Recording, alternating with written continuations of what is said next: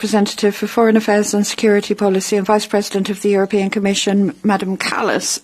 Welcome to Question Time. And the topic for this question time is the EU strategy to address the current crisis in the Middle East. Question time will last for around 60 minutes.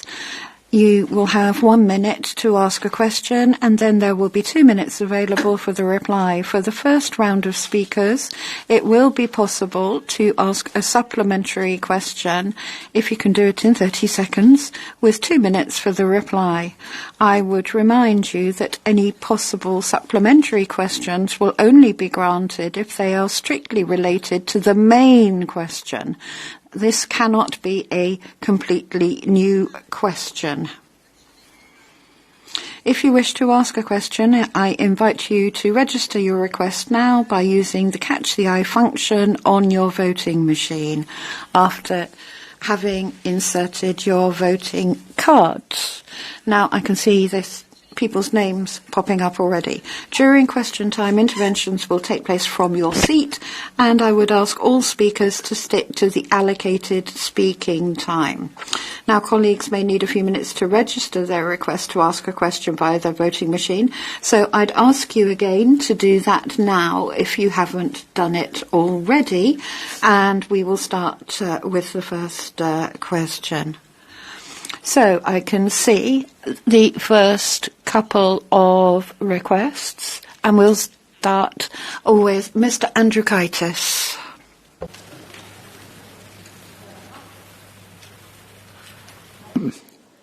Gerbiama Kaja Kallas, gerbiama posėdžio pirmininkė, išties mano būtų du. Madam Kallas, Madam President, I have 2 questions. The first question, can you say now that your proposals on the association agreement, the suspension of the association agreement, can move forward in the Council? The second question, can you assure us that the EU will not participate in the so-called peace board? Thank you. Yes, it's working. Yeah. Thank you very much. Now it's working. Good day, everybody. Thank you very much for your questions. I haven't made the proposal of suspension of the association agreement. We did the analysis on the basis of association agreement with Israel, and that analysis came to the conclusion that Israel is breaching the human rights under this association agreement. But there is no support for the suspension of the association agreement. What comes to the Board of Peace, then reading the charter of this Board of Peace, it's impossible to join that Board of Peace because the Board of Peace that was foreseen in the United Nations Security Council resolution was considered to be for Palestine. It was considered to be temporary, and it had a clear pathway for Palestinians, Palestinian ownership in the end. It is not in the current Board of Peace, and it doesn't respect also the equality of states principle that we usually have when joining the international organizations. Thank you. Okay, andiamo. Okay, so Mr. Tech has the floor. Thank you so much. Me or him? Me? Got it. Okay, thank you.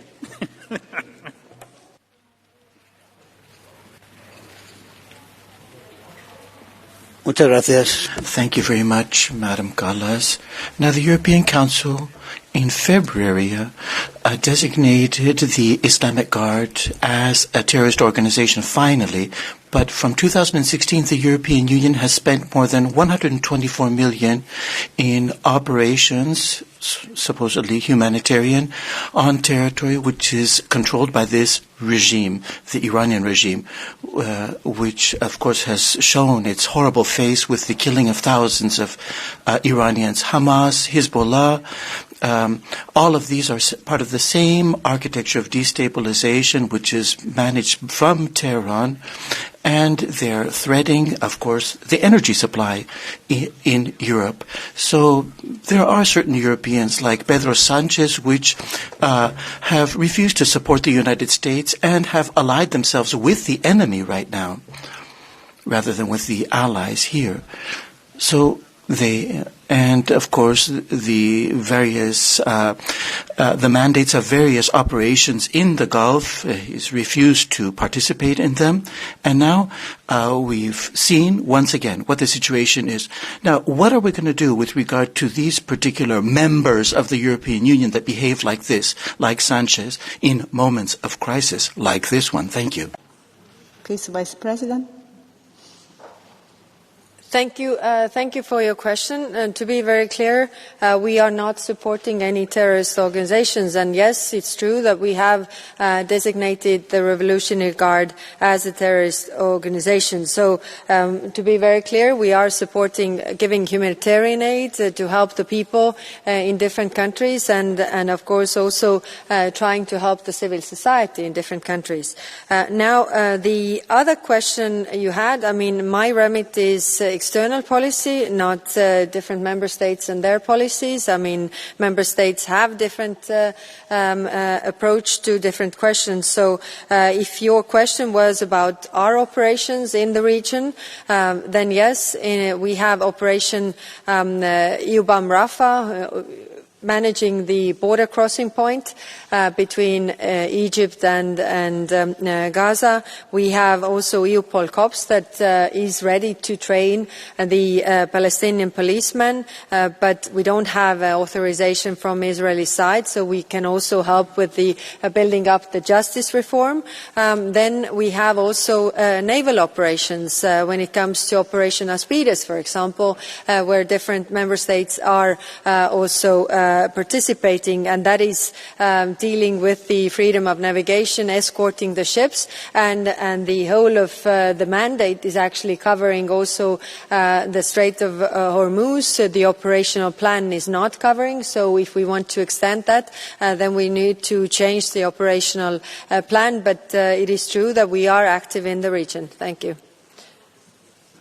Thank you. You want to follow up, please? Yeah, the problem is the problem is actually the fact it's not that the European Union is, of course it's doing things, the European Union, but there are certain members of the European Union which are acting counter to these particular actions that have been adopted by the European Union, moving against Europe, moving against the West and the United States. And essentially they're supporting Hezbollah, Hamas, Houthis, and Tehran, essentially. So, and I'm referring specifically to the socialist government in Spain right now. Thank you.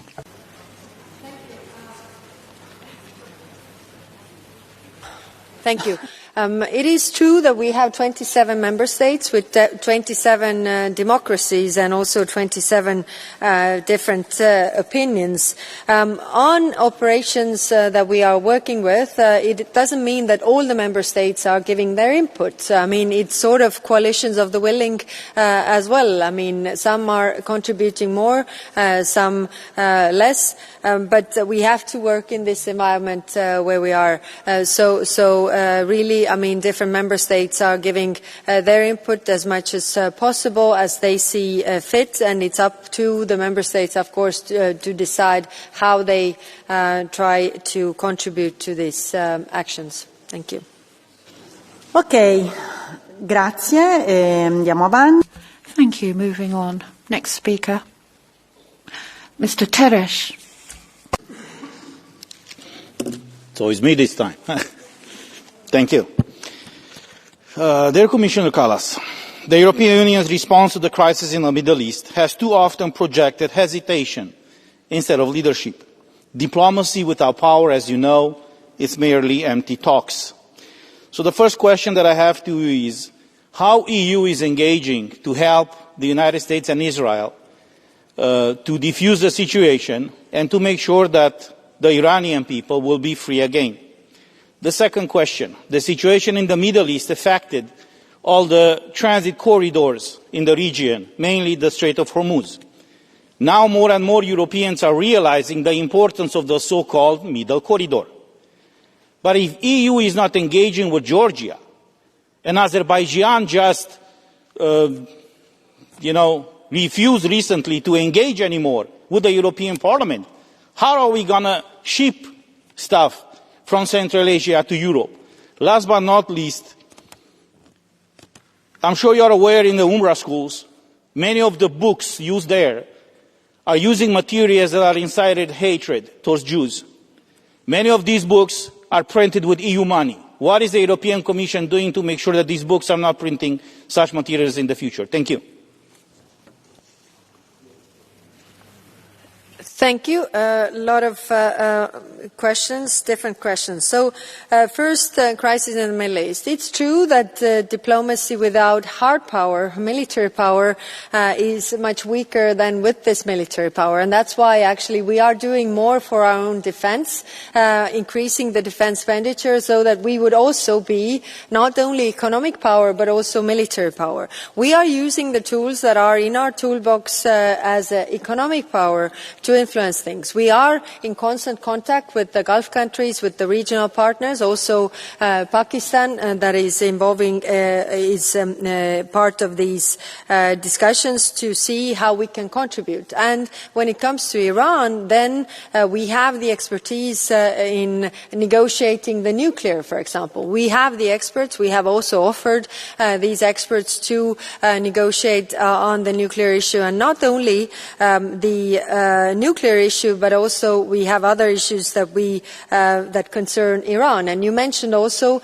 the difficult situation of the people in Iran. We have seen the executions going up from 2024. It's 68% actually increase in executions. We see that people who are protesting against the war are also being targeted. So of course we can't speak about everything publicly, but we are also supporting the civil society in Iran. What comes to the Central Asia, I totally agree with you that we need to work with them to also have the diversification of trade routes. I think everybody has learned from this that don't put all the eggs in one basket, and we have a Central Asian ministerial that we are actually currently organizing. We had that last year, especially about the transport corridors and things that we can do together in order to have different approach or different trade routes that we can use in terms of crisis. Thank you. Thanks. It's okay. Do you want to follow up, please? Yeah, I'm just following up with the third question about the UNRWA schools in Israel. Thank you. No. Okay. It's related. Yeah. Yes. Of course, the incitement of hate is a big issue everywhere in the conflicts. I mean, if we look at to have a sustainable and long-term peace, then we also need to deal with these issues that is not, the hate does not go to children and they don't grow in this. Because otherwise, we will have this conflict spurring up again. It's just not simply, it's just the truce, not a really long-term peace. So on the reforms that we are demanding at the Palestinian Authority, because we are supporting them, one of the reforms is also the progressive and full revision of textbooks by the end of 2026, and through all school years, from 1st to 12th grade. Thank you. Okay. Thank you. Andiamo avanti. So, on, and our next speaker is colleague Oiseau. Madame la haute représentante, il y aurait beaucoup.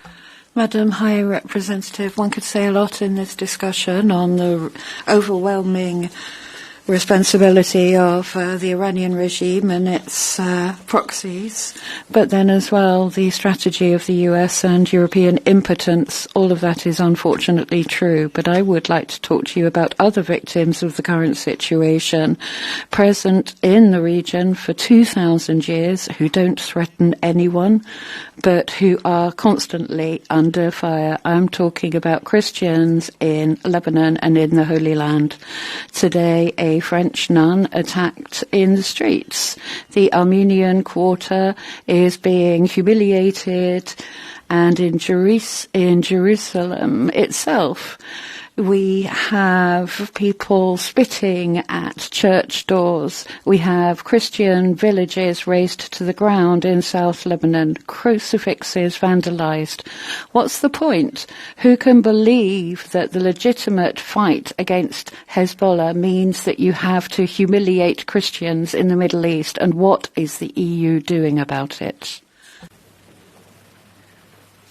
Thank you. I agree with you that the freedom of religion is one of the underlying principles, and that's why what we see also in Israel, what we see in different parts of humiliating, like you say, also the religious customs of different religions. I mean, this is unacceptable. That's very clear. Of course, we are raising these issues also with our Israeli counterparts.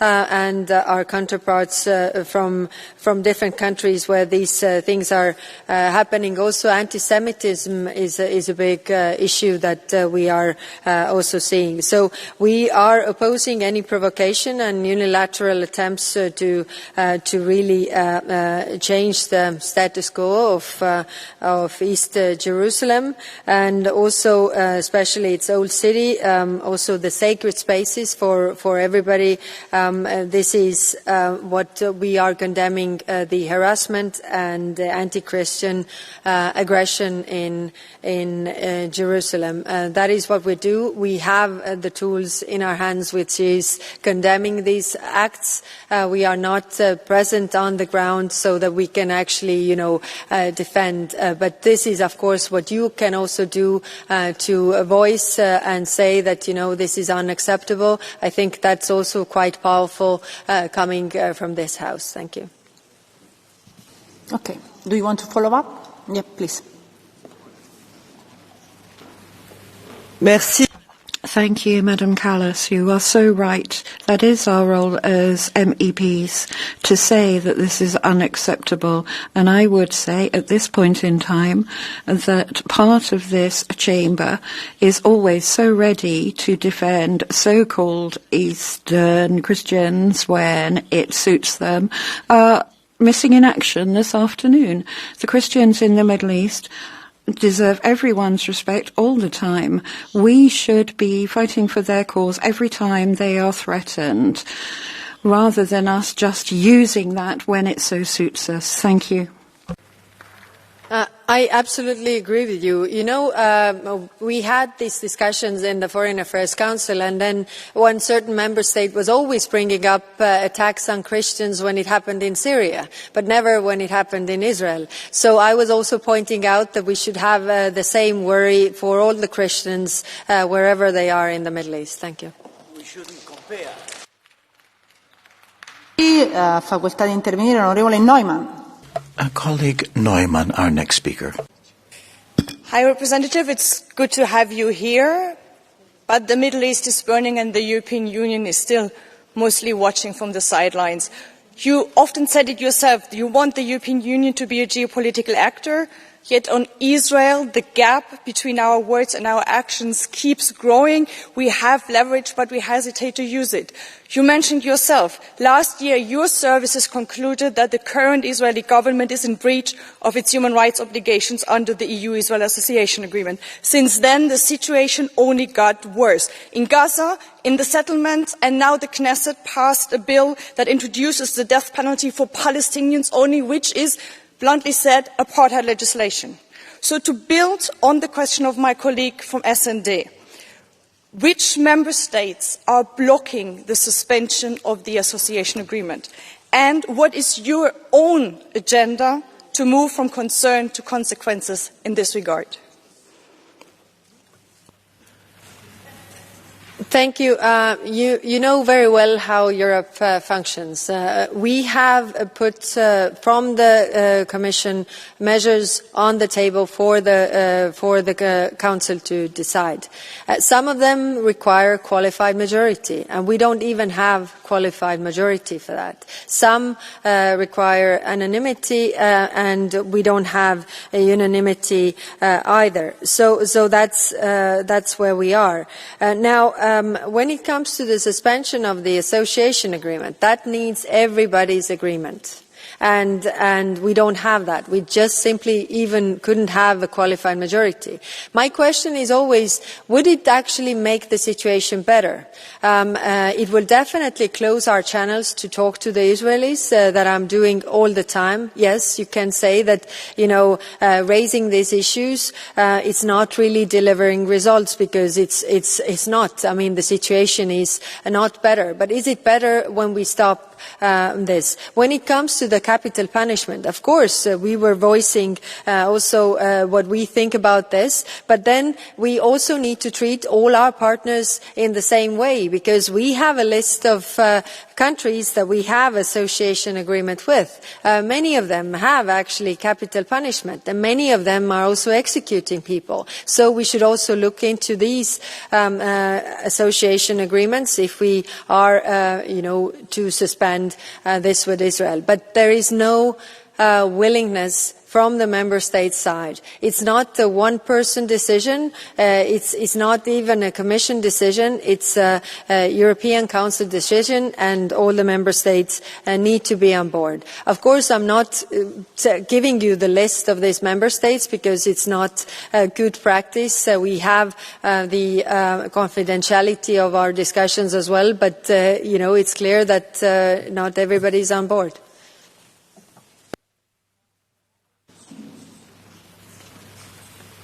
Maybe it's about time to move beyond good practice on this one. But we face a similar credibility problem on Iran. The EU has finally listed the Revolutionary Guard as a terror organization, but its networks still continue to work in Europe. They sit in consulates, they run business, and they intimidate and harass Iranians, but also Israelis living here. So I'm wondering, what have you and member states done in the last 3 months to enforce the listing? And what will you do next to drain the IRGC's money, influence and reach inside Europe? Thank you. You're touching a very important point. It's true that we designated the Revolutionary Guard as a terrorist organization. Now, the implementation of it is resting with the member states, and there we see very much, difference how member states are implementing. By the way, this is also the same when it comes to other actors, like sanctions on Russia and all of these players that we are. How we can really improve it. I think there's a role for free media to actually point out those member states, and if you have information about the Revolutionary Guard actually benefiting from member states' protection or even them acting in certain member states, I think the best way is to make it public so that people also know, and then there's also pressure on those member states to actually implement the decisions that we have made on the European level. Thank you. Honorable Aubry. Colleague Aubry, you have the floor, madam. Merci. Thank you very much, Madam President. Madam Kallas, it's been 2 years that Benjamin Netanyahu has been massacring the Palestinian people, blocking humanitarian aid, starving the population, extending illegal occupation in the West Bank, and pillaging in Lebanon, and now you're talking about sanctions, and we're thinking, oh, finally, we'll have sanctions against Netanyahu, who's subject to arrest warrant from the ICC, and Ben Divir and others who are terrorizing and causing genocide. No, the only sanctions you're suggesting is 4 organizations and 3 people. I'm sorry, Ms. Kallas.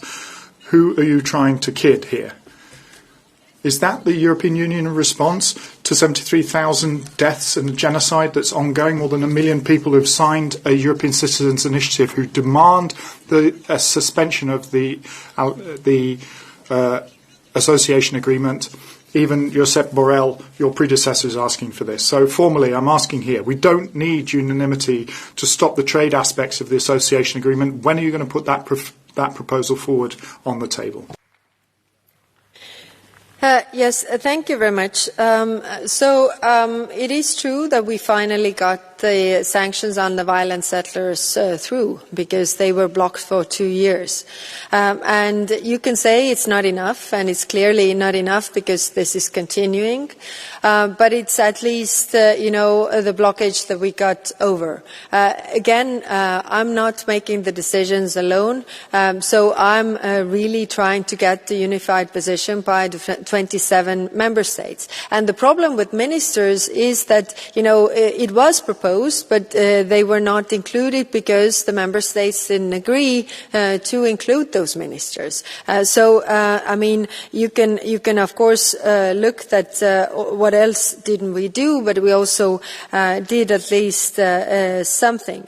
Of course, the situation is still terrible, and the problem is that we don't have that leverage over Israel, even with those measures that are on the table right now, because we are not united. And of course, the United States is also supporting Israel with everything or whatever they are doing, which is very hard considering also our transatlantic relations at the moment. So one could put things on the table to, feel better about myself, but if I know that it's not going through, then what's the point?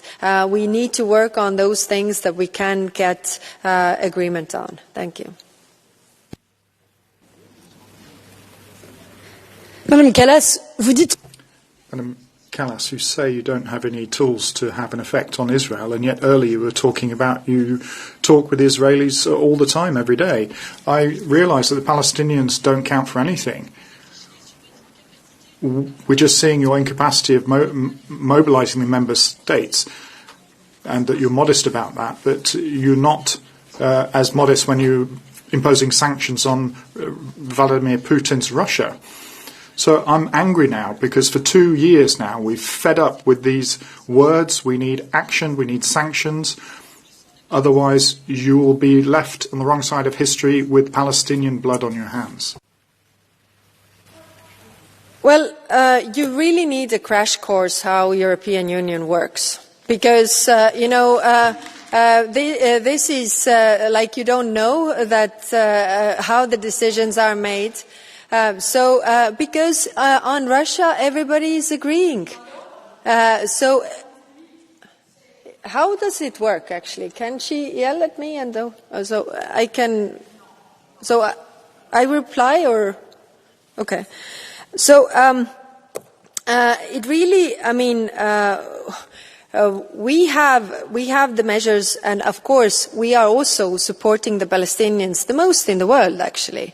If we look at the numbers, then total funds available for 2025 to 2027 for Palestine, including UNRWA, are 1.2 billion euros. We are the biggest supporters of Palestinians. We are the ones organising also the events for two-state solution. We just had an event where the first time the Prime Minister of Palestine actually met with the High Representative of the Board of Peace. They had never met before. So we are trying to do a lot for the Palestinians. And of course I'm talking to my Israeli counterpart, because he also needs to hear from me what is the general opinion and the thoughts that I'm hearing from you, what I'm hearing from member states. But the problem we have is the way we work, which means that, in order to do decisions, we need either qualified majority, and we have put some measures on the table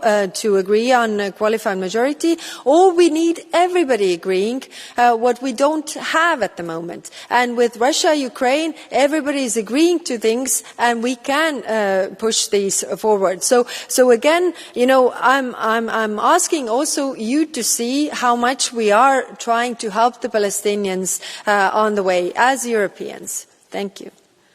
Grazie. Thank you. Now, Madam Aubry, but I think it's really unacceptable to call the High Representative a war accomplice in this particular genocide. And of course, we're speaking about very, very sensitive things that involve, of course, the involvement of members of the European Parliament as well. We have to have a debate which is in an acceptable, respectable sphere, respectable for our High Representative, for our guest here. Thank you very much. Andiamo avanti, ha facoltà di intervenire l'onorevole Pasquale Della Parte. Our next speaker is Mr. Pasquale Della Parte.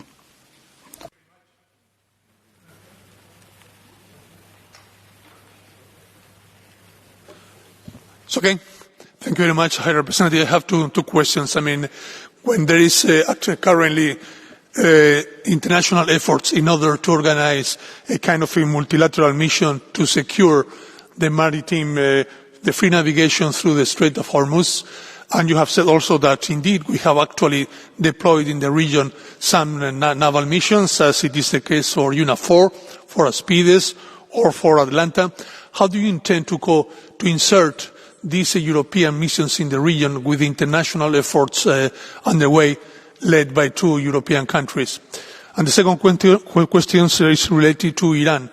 Do you intend to somehow to help the secular and democratic opposition to the regime to organize and to unify themselves in a kind of broad platform in order to be more efficient and to push forward a democratic agenda? Do you have regular contacts with them?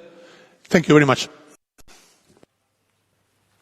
Thank you. Thank you for your question. It's true that we have Operation Atalanta, we have Operation Aspides in the region already. And I had a meeting with the European defense ministers, I had a meeting with the European foreign ministers, and I was really calling. We have the European operation already in the region. The only thing, it has a mandate, the only thing it needs is a change in operational plan. So not much, if everybody agrees, and we can use it immediately. Of course, all the member states want to use it when conditions allow, but right now the problem with this operation is that it has too few ships. Now, what I've been telling to the ministers is that, separately, all of us are small and weak, because, one has one ship, the other one has one ship, but if we put it together in our Operation Aspides, then we are actually a credible force.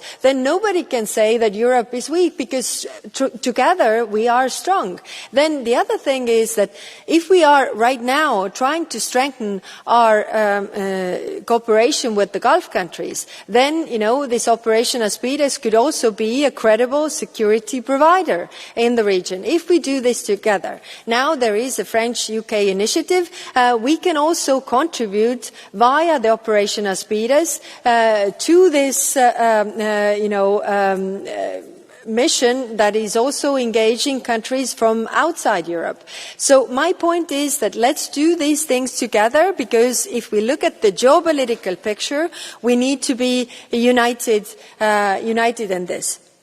Now, on your second question, the problem, of course, right now, we have the programs, we are supporting Iran, civil society. We can't be really public about this, and also these people in Iran are really afraid because literally, like I said, the level of executions has gone up by 68% since 2024, how many people they are executing. So these people are also afraid. But we have the tools when it comes to economic sanctions. And, regimes also change when it is weak enough so that the power structures like the army and police actually change, course. They are not repressing the people anymore because of whether they don't get the salaries or whatever, so because of the sanctions. That's why these tools also work.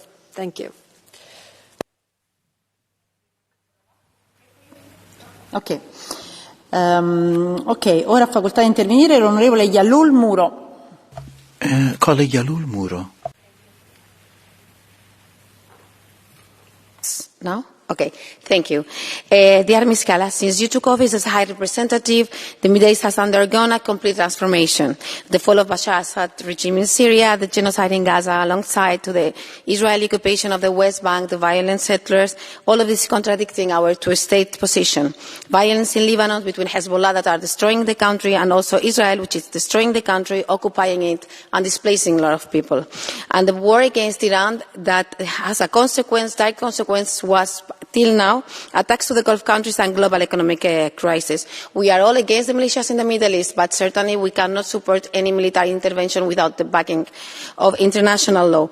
So I would like to ask you for concrete issues. When will the EU Middle East strategy be published? What specific policies will you launch related to upholding international law? How will the Gaza facility will operate? As far as we know, UNRWA has not yet received EU funding. Alternatives considering following the end of the UNIFIL? And will you work to activate blocking statutes to protect our European judges investigating war crimes in the region? We just knew how they withdraw the sanctions against Francesca Albanese in the US. Thank you.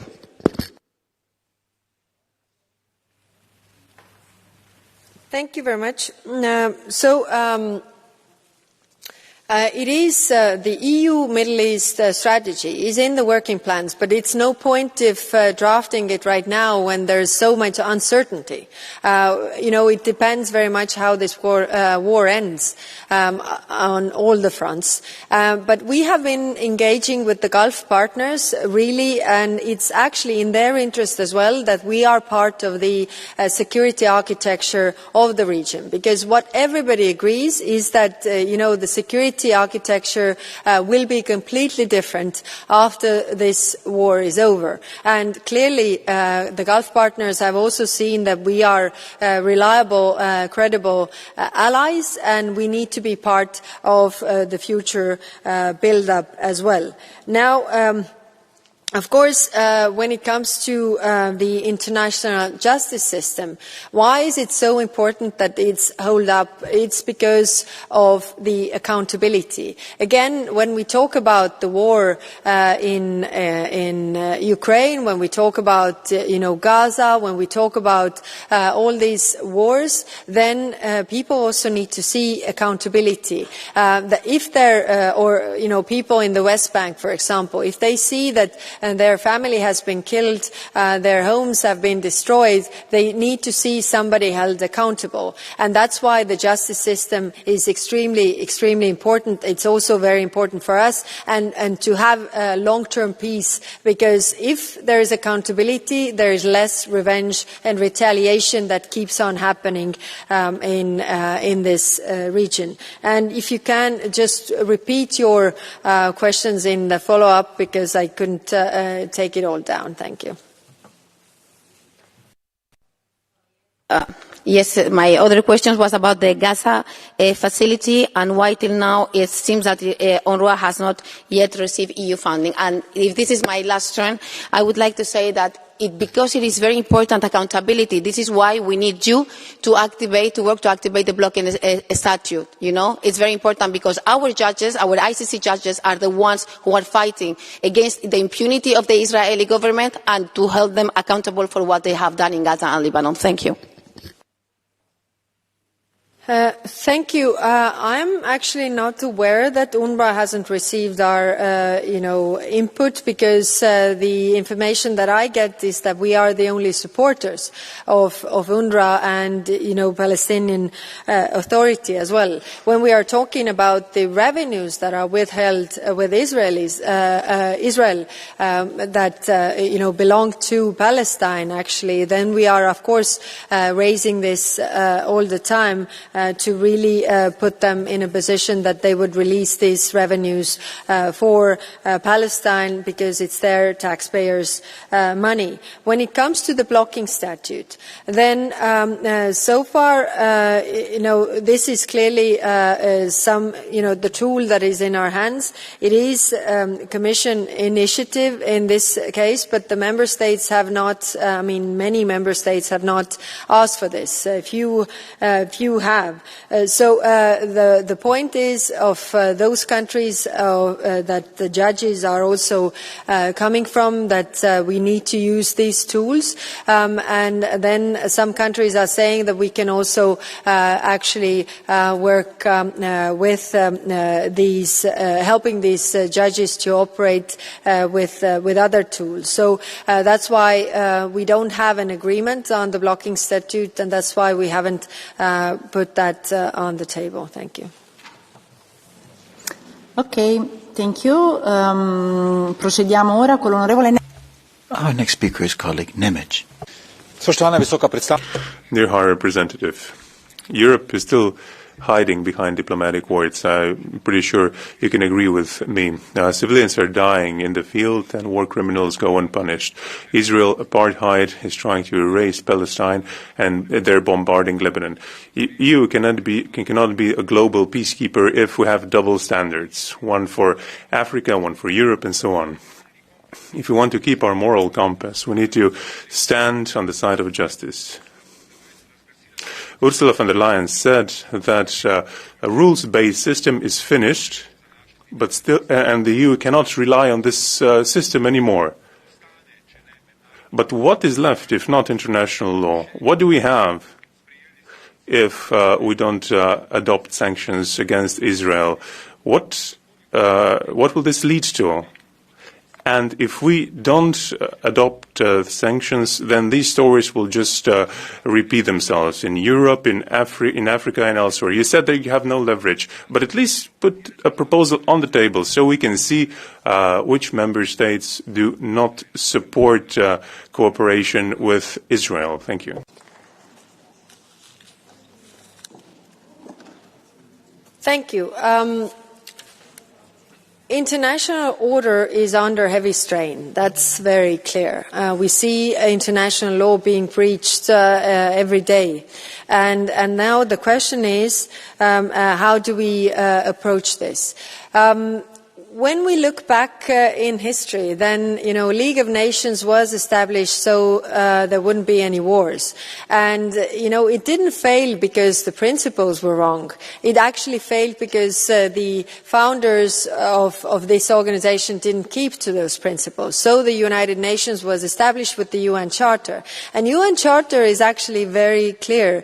I think everybody agrees to it. But again, I come back to my previous point when I answered your colleague, that it lacks accountability. So I think also these times where we are living now, we have to use it in order to develop international law further, to also have, accountability so that nobody feels that they are above the law. Because if you just start the wars and nothing happens to you, you just, send soldiers to kill other soldiers, or, brothers, fathers and sons of one country to kill other fathers, brothers and sons of another country, and nothing happens to you, then, other aggressors will learn the lesson. So what we need to do now, and I see a lot of appetite for Europe when I go across the world. They are saying that you are the only ones who are actually standing up for the international law right now, so we are also willing to align with you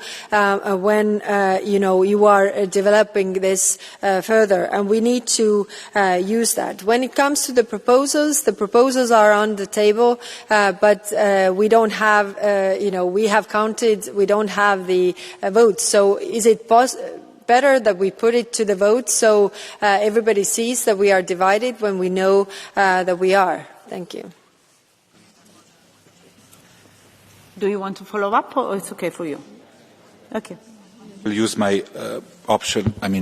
to ask another additional question. I will speak in Slovenian. Pravite, spoštovana visoka predstavnica. You said that we don't have numbers, that we don't have support.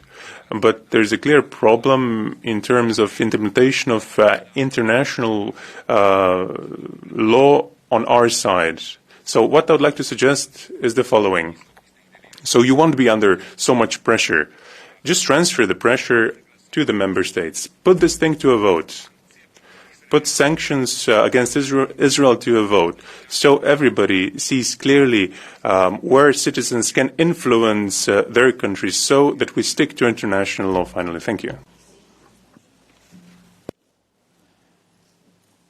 But if we don't have support for that, how do we then stick to it? Then it's actually the opposite. So, yes, if I push this and I deliver or transfer the pressure to the member states, I feel better about myself. But does it bring any result? It's not bringing any result. So it's not about how I feel, because I need to bring all the member states together. And at the moment, we don't have that. We are testing with different things.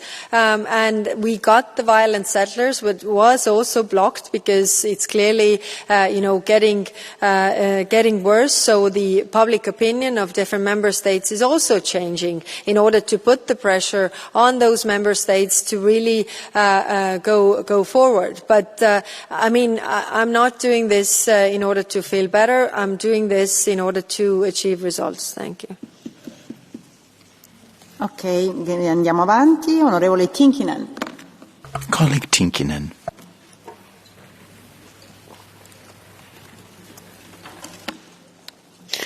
Grazie.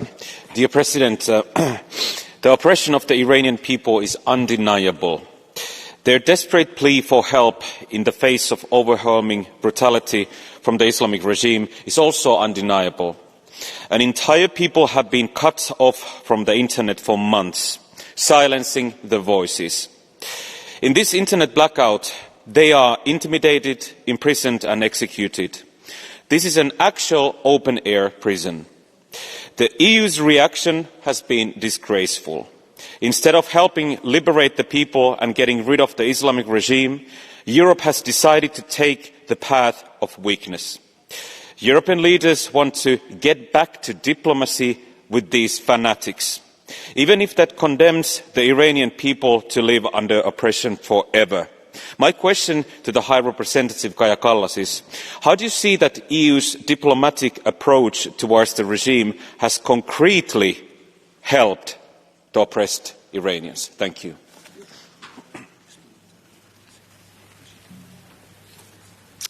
Thank you. Has the war that has been started helped the oppressed Iranians? We clearly see since the 28th of, was it the end of January when it started? The situation actually for the Iranian people has gotten worse because of the military action.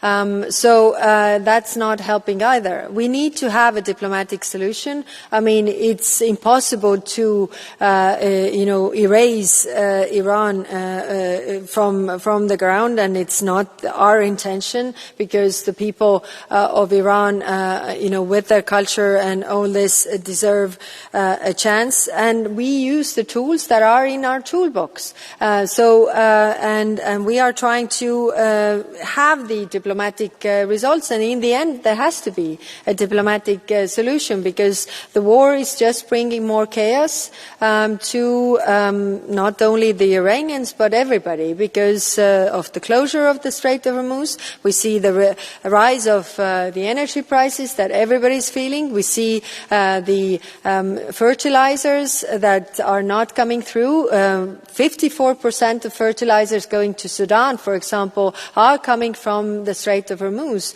via the Strait of Hormuz. So if they don't have the fertilizers this year, there's going to be famine next year. Is it better because of this war in the region? I will put a question mark there. Thank you. Thank you, Mrs. Joveva. There is no reply at this stage of round.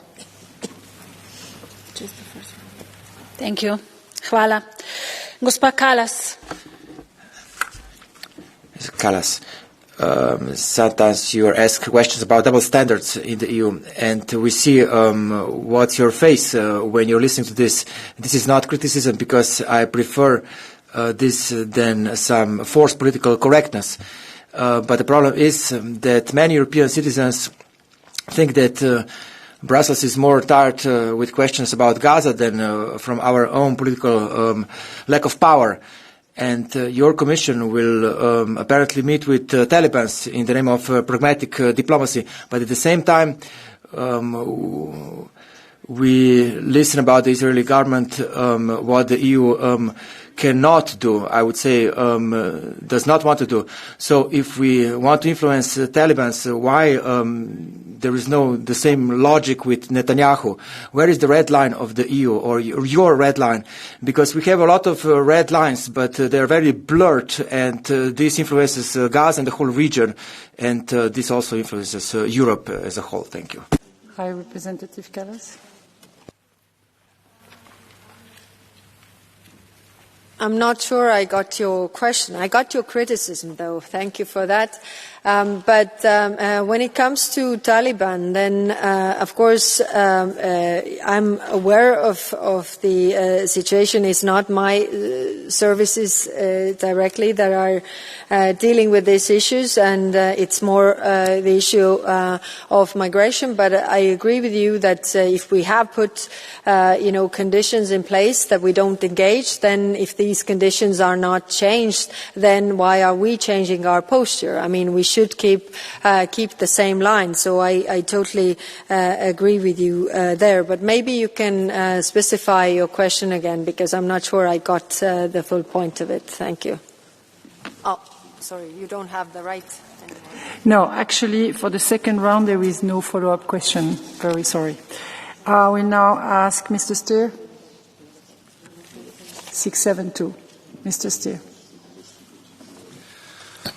Yeah, High Representative, you have been asked time and again to put forward proposals to the Council, even if you know that they will not get an approval, but just to show how the Member States are voting and how are divided. I believe that that will not show us in a stronger position. Nevertheless, I would like to ask you, what other measures can be conducive and that can be also supported by this Parliament in order to get a unified position of the European Union?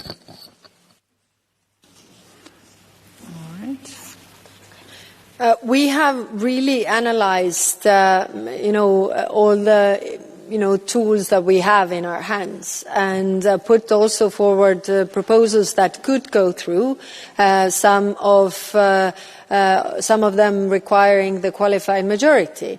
But even those haven't gone through, really. So we have already done the measures that the Commission can do on our side, and when it comes to suspension of funds and such things, but it doesn't have that effect on Israel, that especially when America is supporting them in all the steps that they are taking in this, not criticizing like we are criticizing. So really, I mean, things are changing as well. We see the public opinion that is reflected in member states. So it's also putting pressure on the member states to come up with, new ideas. There was a new approach or proposal by 2 member states. But even that doesn't have that effect, so it's also not going through. So the problems we have, we see the situation on the ground. We want to improve the situation for the people. We are providing humanitarian aid. We are trying to help the Palestinians as much as we can. We are also helping them with the reforms. We are in constant contact with the peace board as well in terms of execution of the plans or disarmament of Hamas. Hamas that could also benefit the region, but we don't see many results at the moment. And unfortunately, Israel is also going into an election period, which is making it all more harder. Thank you. Thank you. Mr. Parentouris.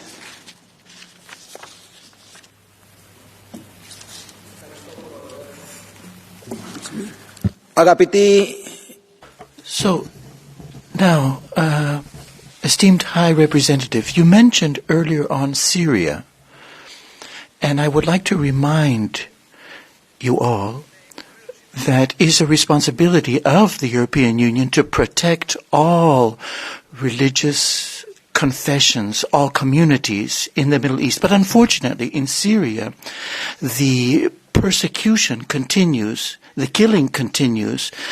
Victims are Christians, the Alawites, and Kurds as well.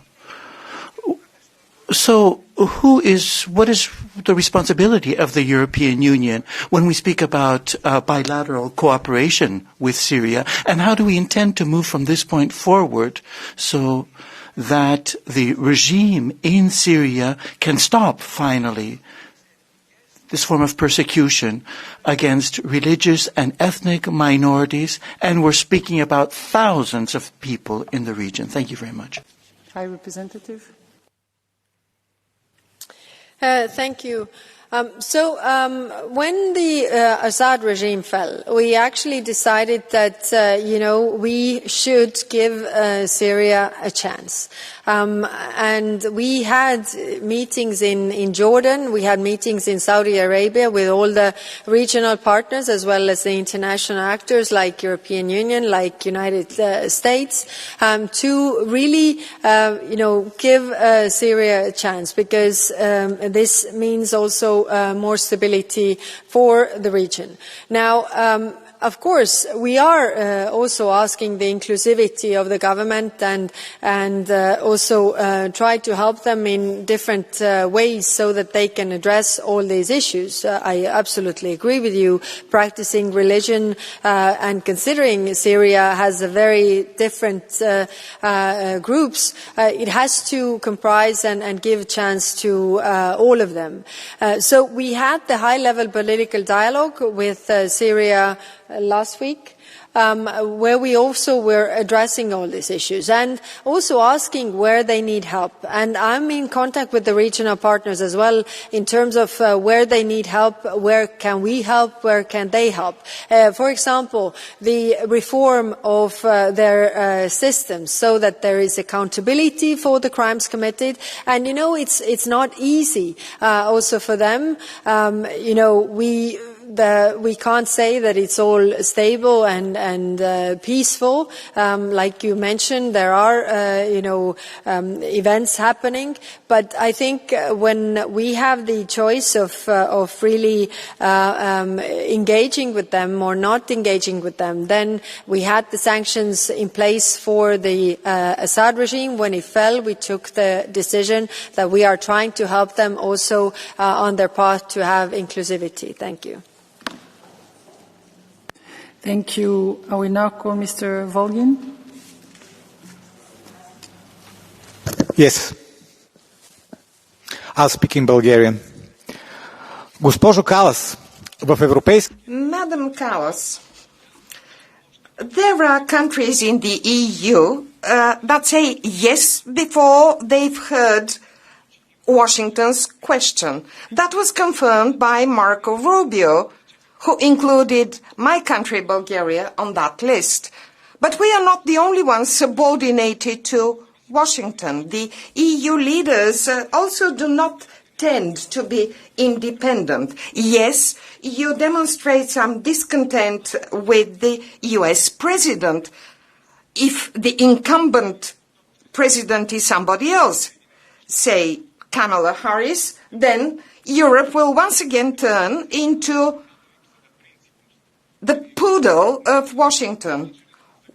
Why didn't you react to the illegal abduction of Maduro, the legitimately elected president of Venezuela?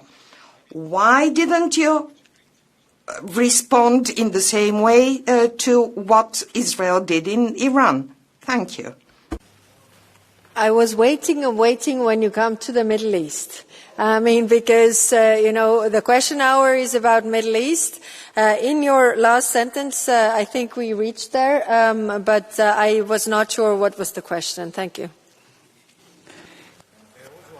Thank you very much. Last speaker, Barry Andrews.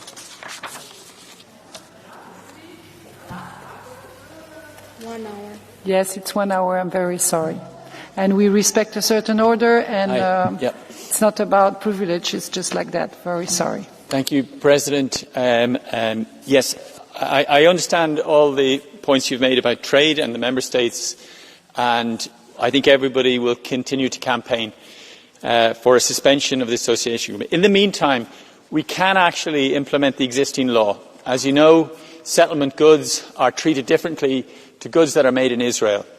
They are subject of a tariff. I asked the EU delegation in Palestine to estimate the value of trade between the settlements and the European Union, and he told me it was €50 million. However, we're all very aware of a widespread practice of mislabelling, so that what is presented as settlement goods is in fact made in Israel. The extent of this mislabelling is estimated to be up to 90% in certain goods. Therefore, what I'm asking you to do, HRVP, is to look at this whole question, find out what the real volume of trade is, look at the rules of origin, and explore the question of whether or not we can properly stand over the labelling of goods that are said to be from Israel, but are most likely to be from the settlements. Thank you. Thank you for your question, and sorry for all those who didn't get to have a question. I tried to answer shortly, so you all have possibility, but an hour is an hour. On the trade with settlements, so we have really looked into this, and of course, it's not entirely my remit, but also our trade people have looked into this. We have the numbers that since 2015, the percentage of the trade from the settlements is around 0.5%. Also, the point that you made, the labelling. This has been raised by the Member States, and the problem is that we looked into this, and it's very hard to actually see how we could prevent this, because the circumvention via exports from Israel is difficult to prevent if we don't have the suspension of the trade with Israel as whole, because we don't have mechanisms to really go after. Yes, it's true, if we start to read the labels and see the addresses where it's coming from, but it is a lot of work considering that it doesn't have that impact. That is the assessment currently on the table. Thank you.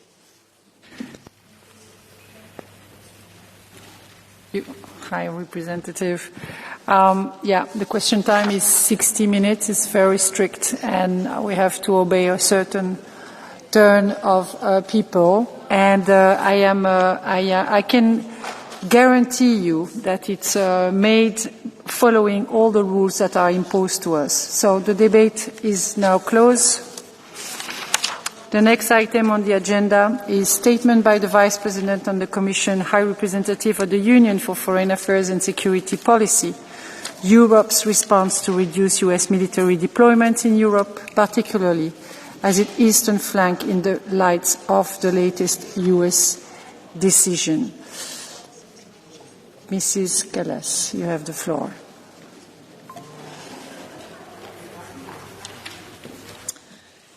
Dear President, honourable members, Europe faces the most dangerous security environment since the end of the Cold War. I see the main challenges for European security today in the deterioration of the threat environment and our capability to act on that. First, on the threat environment. Russia is gearing up for long-term confrontation with the West.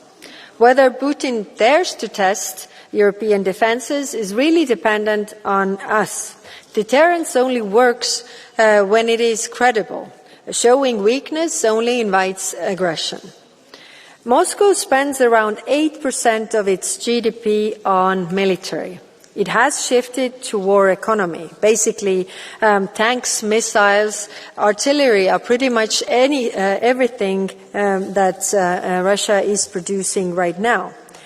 European intelligence services and military officials are clear-eyed when it comes to Russia, that Russia's endgame is not only Ukraine, it is the threat to the whole of Europe. We all know that Russia wants to achieve this. Many of our national intelligence agencies believe that Russia could test the EU's defence readiness within the next 3 to 5 years. Already today, we see an increase of airspace violations, cyber attacks, sabotage against critical infrastructure, and widespread disinformation campaigns. It is clear Russia will remain a long-term threat, and Russia is not acting alone.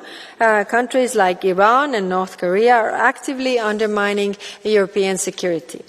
The second challenge concerns transatlantic relations. Since the end of the Second World War, the United States has been the guarantor of European security. Tens of thousands of American troops are currently stationed in Europe.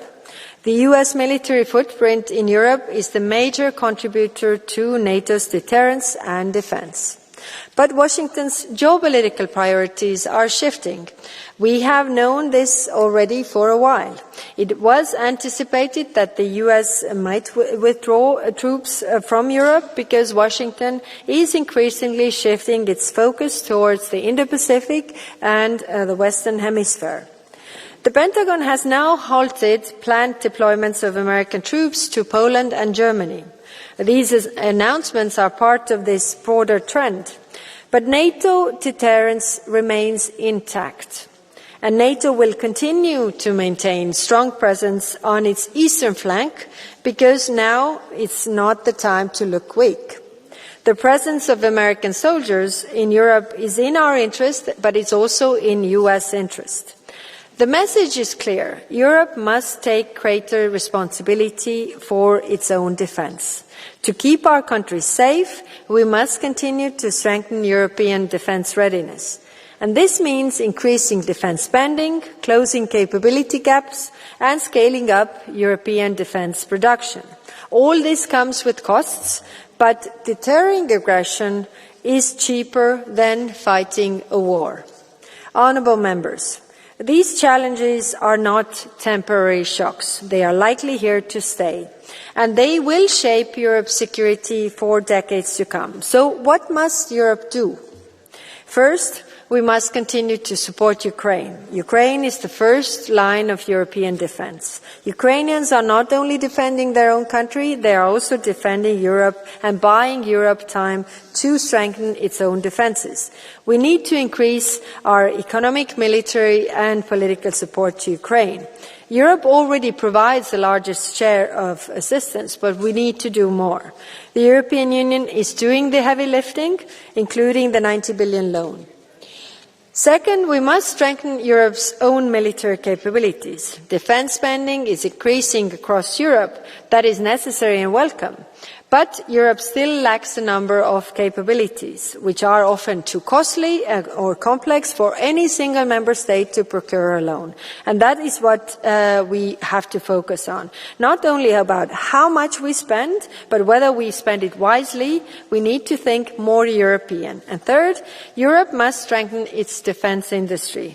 Money alone does not create security if production cannot keep up. If increased defence spending only leads to longer waiting times, order backlogs, it doesn't work. And fourth, Europe must deepen and build partnerships with like-minded countries. The more reliable partners Europe has, the stronger and safer Europe becomes. We need stronger cooperation with partners such as United Kingdom, Canada, Norway, and Japan, South Korea, Australia, New Zealand. And finally, we must improve Europe's decision-making. Today's security environment moves fast. Too often, Europe does not. Europe's reliance on unanimity often prevents action at the speed required. So, we need to move on that. Dear President, honourable members, the assumptions that have shaped our security for decades no longer hold. Europe must take greater responsibility for its own security, not sometimes in the future, now. We need to be really at this point. The good news is that Europe has faced historic turning points before, and each time we have emerged stronger, and there is no reason we cannot do it again. Thank you. Thank you. Do I see Mr. Pascual de la Parte? Yes. Do I see you coming and running in the alley? So be careful, don't fall. We like to be on time, but still don't take any risk. All right.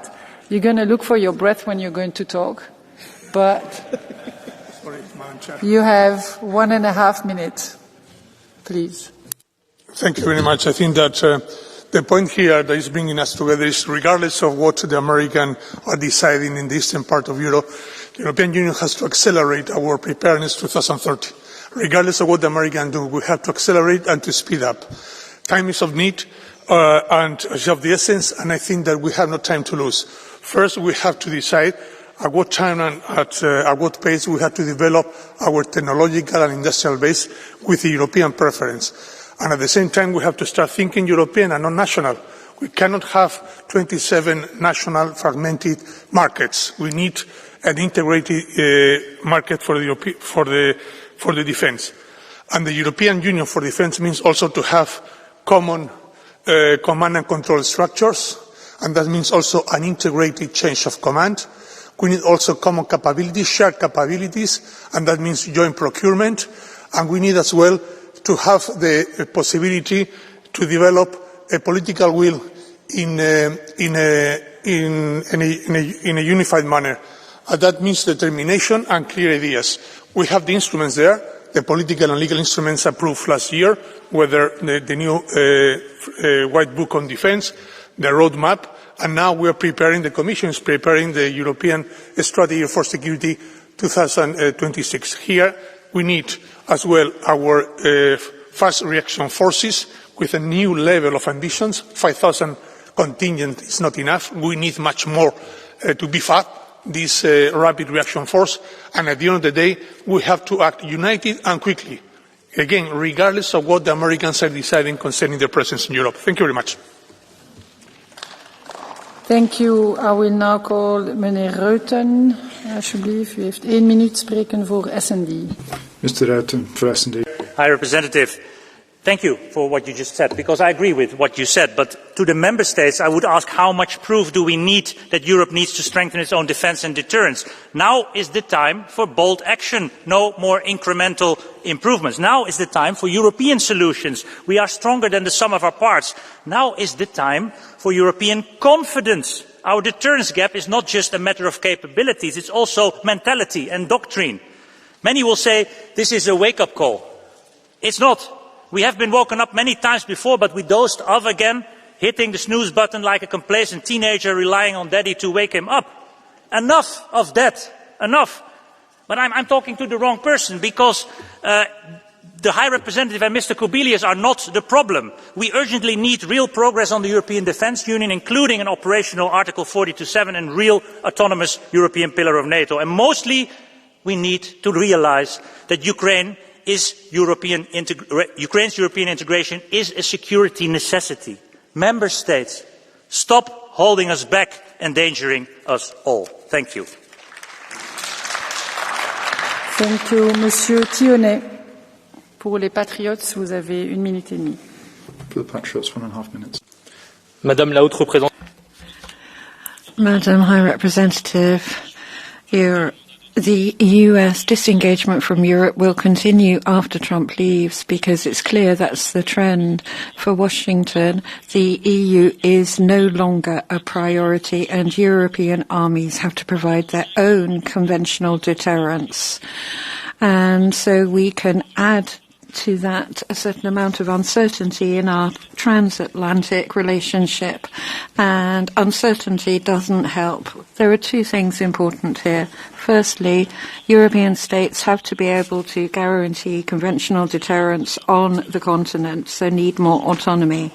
But we also need trust between allies on the old continent, and that needs to be total. And that is why when the French presidential elections take place in a year, and when hopefully my party will take power, I would like to state our position. France will guarantee its commitments on the eastern flank of Europe, from Belgium to the Black Sea, in Romania, in Estonia, or also in the airspace of the Baltic countries.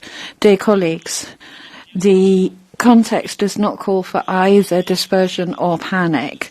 We need to be able to dissuade anyone who wants to threaten us, even if we do it on our own. It's not a plan B, it's a question of life and death. You have the floor for 1.5 minutes, speaking for ECR. Pani Przewodnicząca, Pani Komisarz. Thank you, Madam Chair. Commissioner, you're asking why the US decide to withdraw their troops.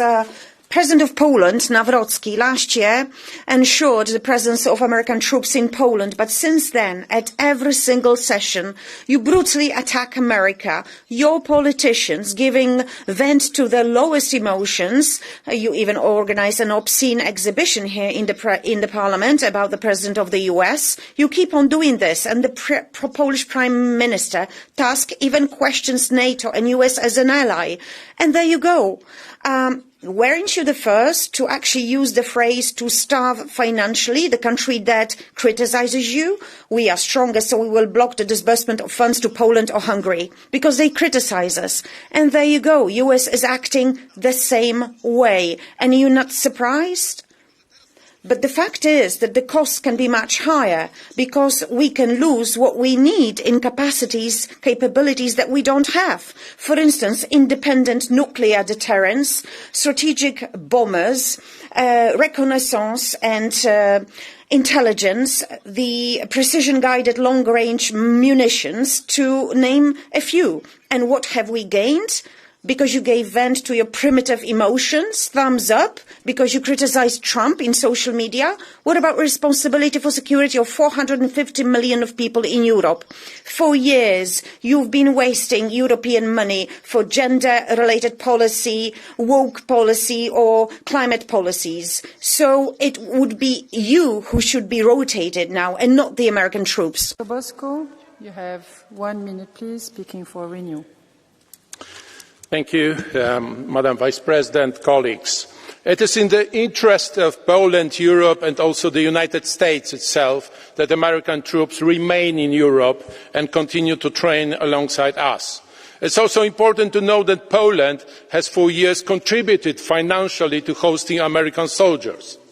Dear American friends, do you really want to send such a signal at a moment when Russia and Belarus are demonstrating their readiness and since yesterday are conducting nuclear military exercises? Today's blame game in Europe, we heard an example just a while ago, today's blame game in Europe over who offended or provoked the Americans is a waste of time and energy. All democratic and non-pro-Russian forces should stand together. Poland has proven that it's a loyal and reliable ally. Loyal allies expect partnerships, predictability and mutual respect. Sadly, I must say today to our American friends, your European ally is disappointed. Let's work together to overcome this crisis. Thank you. Thank you, Mr. Stakis. You have 1.5 minutes, please. Thank you, Mr. President, and dear colleagues. I serve as a volunteer in Latvian Armed Forces. My wife also serves, and our son has joined as well. In Latvia and our region, this is normal. But Europe as a whole face one problem that too many politicians avoid to say out loud. We simply do not have enough military personnel. Our plan A remains NATO in Article 5, and it must stay that way. Every day we train side by side with our allies from Europe and across Atlantic, and I hope that never changes. But the truth is, Europe simply does not have enough soldiers, enough officers, enough instructors, or enough people capable of leading operations independently. Our armies are too small. Without people, there will be no European command centres, no rapid reaction units, no credible European defence union. The Baltic states, Finland, Germany and others are already showing the way. Military service must return in one form or another. Conscription, voluntary systems, or randomised model like we have in Latvia, the form can differ. The principle cannot. Europe needs more people in uniform. And this is not the job of armed forces. This is a job of politicians. Thank you. Thank you, Mrs. Demirel. Speaking for the left, you have 1 minute, please. Dankeschön. Thank you very much. Now, when the United States reduces its troop presence in Europe, then the response has to be, yes, Yankee, go home. And this is something that was said decades ago as well, rather than a European structure for joint defense for this continent specifically. Rather than build that, we've had this military situation with the United States and NATO, and today we're reacting nervously to the Trump administration, which at the Munich Security Conference, people applauded for the defense of Western civilization as declared by Rubio. The transatlantic partnership has no civilization behind it. It involves authoritarian rule, aggression throughout the world as well. Using wars to promote policies. We see this in Iran right now. So, Yankee, go home. And that means close your military bases, United States, in Europe. And we don't need the EU military union. We need peace on this continent, and this is something that you, Madam Kallas, are to be involved in as well, creating a peace structure for Europe. Yes, and you have 1 minute, please. Angela Merkel got an Order of Merit here today. She did almost everything wrong, but on one thing she was right. We can't carry on like this.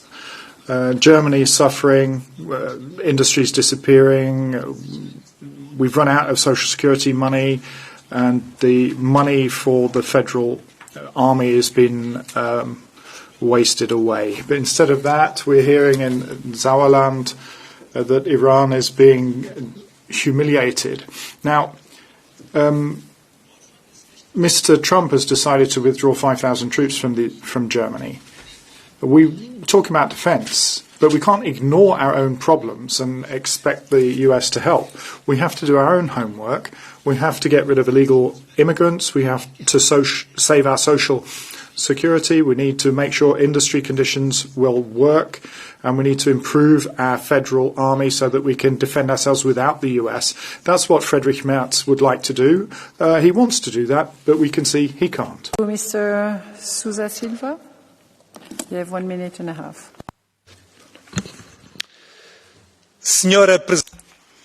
Madam President, Madam High Representative, there are some policies that are just made up of words and others that require action. And when it comes to defense, action doesn't lie. The withdrawal of the American military presence on our continent, particularly from Germany on the eastern flank, proves a trend. It's not a one-off.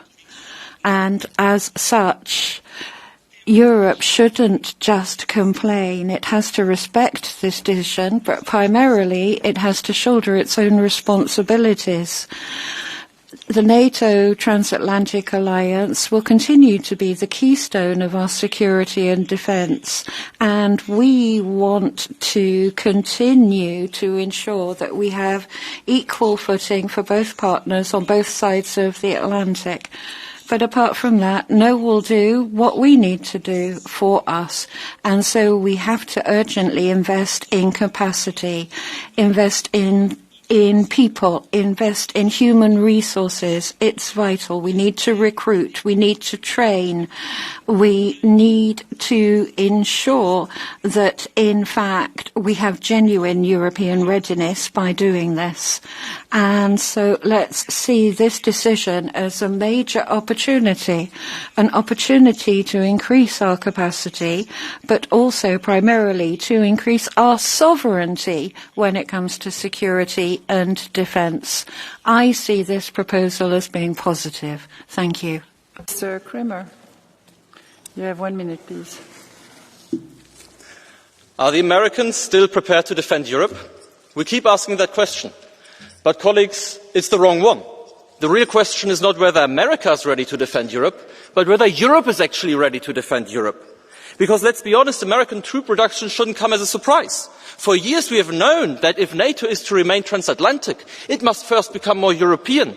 And that makes sense. We are the second biggest economy in the world. We have the strongest social model on the planet. And we should be ready and honestly proud to defend our European values against outside threats. And that is why, together with a cross-party group of MEPs, we are now calling for a genuine single market of defence at the heart of a real European defence union. Not as a replacement for NATO, but as the necessary European pillar for a stronger and more equal transatlantic alliance. So colleagues, for the love of God, let's stop hyperventilating about every tweet that comes out of the White House and instead focus on our strength, on building our capabilities and on defending our continent. Not because of anything Donald Trump says or does, but because Europeans deserve it. Thank you. Thank you, Mrs. Pokorna Shermanova. You have 1 minute, please. Vážená paní vysoká představitelko, Madam High Representative, the reduction of American deployment is a cold shower for us. But let's be honest, why did we get here? It is a direct consequence of Brussels' diplomatic incompetence. The European diplomacy has not been respectful to our largest partner. It has been arrogant. Instead of cooperation, Brussels has focused on political differences which alienated our main ally. Let's say what is truth. European safety and the US are inseparable. Real security is not in a European army promoted by the elite, which cannot even protect our own frontiers. It requires pragmatism. Let's stop pointing fingers. Let's quit illusions and let's ally ourselves with Washington. It's time for common sense. Pan Bielan. Dziękuję. Konkurencja w Europie. Thank you. Competition in Europe, who will offend the US more and who will offend a democratically elected president, is very strong. But in this competition, I think who wins is the Polish Prime Minister, Donald Tusk. With no evidence, he accused Donald Trump of treason, of cooperation with enemy intelligence. In the US, it's treason, so it's a crime for which you can face death penalty. I think that Tusk actually should know that Europe should have the best possible relations with our strongest ally, especially that Tusk was quoted as saying many times that we face the potential of aggression from Russia. So when decisions are taken on American troops, Tusk does not find time to negotiate in Washington. He can't even find time to call the American president. Lenin used to call people like that useful idiots. I don't think he's an idiot. I think it's a premeditated action. Law and Justice, the Polish party, has proven that we can establish long-term relations with America irrespective of who holds the office. It's time to move to this kind of diplomacy. You have 1 minute, please. Madam President, Madam Kallas, I've come from the Defence Omnibus Trilogue to come here, and ladies and gentlemen, all I can say is that there's nothing I can say because of the three packages we've been negotiating on.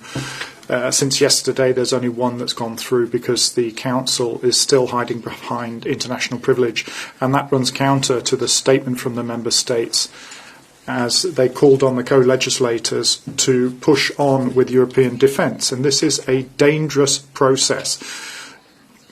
The wedge is being driven between the words of our heads of state and government and their will to implement those words.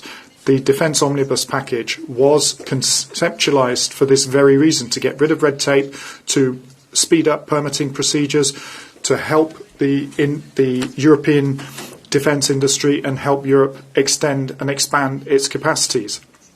Ladies and gentlemen, this quibbling at home is no longer acceptable. We have a chance now to change things, and the Council must change, must move. We as the Parliament are prepared to do that. Everything else is hypocrisy. Thank you, Mrs. Newman. Yes, please. You have 1 minute. Mr. Bielan, Mr. Yaki, one cannot build reliable security on unreliable partners. And by now it should be obvious Donald Trump is not reliable. You can flatter him, you can appease him, and he will still hit you with tariffs, annexation threats or troop drawdowns, and none of that will make us safer. The alternative, on the other hand, is clear and simple. Strengthen our European defence industry, close our capability gaps, support the eastern flank, and finally act as Europeans and not as 27 nervous clients waiting for Trump's mood of the day. And let us also not forget, America needs Europe too, and US senators know it. There is no credible US deterrence without bases in Europe. There is no American defence industry with European buyers, and there is no American global power without European support. Despite all of this, the Council still shies away and is blocking every step towards a truly European defence union. They are too slow, too national, too late. Dear colleagues, let us finally unite our efforts to prevent war, not wait for war to unite us. Thank you, Monsieur Botenga. Vous avez 1 minute, s'il vous plaît. Mr. Botenga, 1 minute. Merci, Madame la Thank you, Madam President. Madam High Representative, I've been hearing people who are snivelling because the US is withdrawing some thousand soldiers on, but let's guarantee it. Let's look at the reality. It's gangsters out, isn't it? Because basically Trump said either support us in Iran and in our illegal war, which we haven't managed to condemn, but never mind, it's still a violation of the UN Charter, or I'm going to leave. And it's the Europeans who should start killing school children in Iran for me. And luckily we've said, no, go ahead, just go. And now we need to militarize and follow the American model. More weapons, less pensions, less schools, less hospitals. Why not, eh? Well, yes, okay, we've got more weapons than the Russians, but we read every day that the Russians haven't got weapons, they haven't got tanks, they didn't manage to do their parade properly in Moscow. But we don't have to choose that. We could go down to a different path, the path of peace, of diplomacy. And for that, there's a big demonstration on the 14th of June in Brussels. Come along, please, and stand with people who are mobilising for welfare, not warfare. Thank you. Mr. Neuhoff, you have 1 minute, please.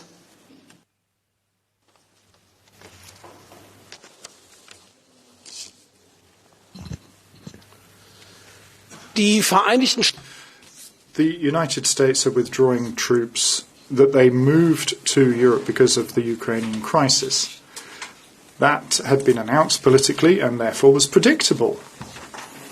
Those of you who are now worried that the US is now going to leave Europe completely in the lurch, you can sleep soundly. Superpowers often have their vassals tremble from time to time. The US will definitely not give up their bridgehead to Eurasia. The real enemy of Europe is not the Russian Federation, but the Islamic totalitarianism. That is what is threatening open societies, not just from without, but from within, supported by the left-green zealots of this House. The real question that's begged is not whether America is staying. The question is whether Europe will grow up and mature. Those who preach strategic autonomy cannot, at one and the same time, proclaim our security policy coming of age in Washington. It's irreconcilable to emancipate yourselves rhetorically from Washington, but in practice, continue buying new weapons from them again and again. Thank you. Thank you, Mrs. Firemenik. You have 1 minute, please.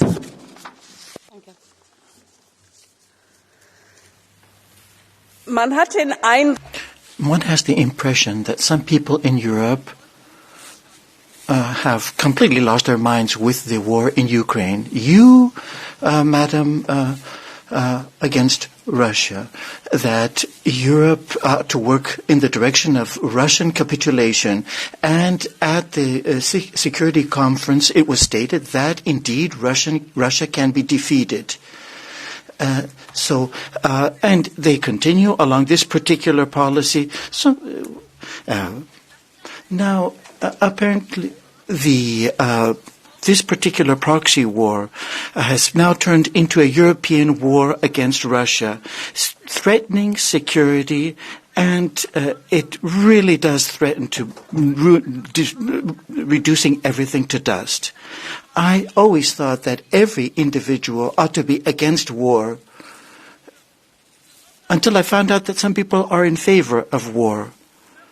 Now, finally, stop with this particular support for war. The people in Europe want peace, finally, my friends. Mr. Buda, you have 1 minute and a half, please. Stimați colegi, timp de decenii, Colleagues, for decades, the partnership between the US and Europe was the spine of the free world. Generations grew up without the fear of war because they knew that beyond the ocean there's an ally that will never give up freedom when it is threatened. But the world is changing. The withdrawal of troops on the eastern flank is not just a European problem. History has taught us a difficult truth. When democracies hesitate, aggressors become more courageous. When partners doubt each other, peace becomes fragile. The eastern flank does not defend only the Baltic states, Romania and Poland, but the stability of the whole of the free world. The presence of the Americans is not just the presence of troops, but the proof that the Article 5 of NATO is not just a piece of text in a treaty, but a necessity of today. At the same time, Europe needs to understand this truth. A powerful Europe has to become a Europe that is able to defend itself.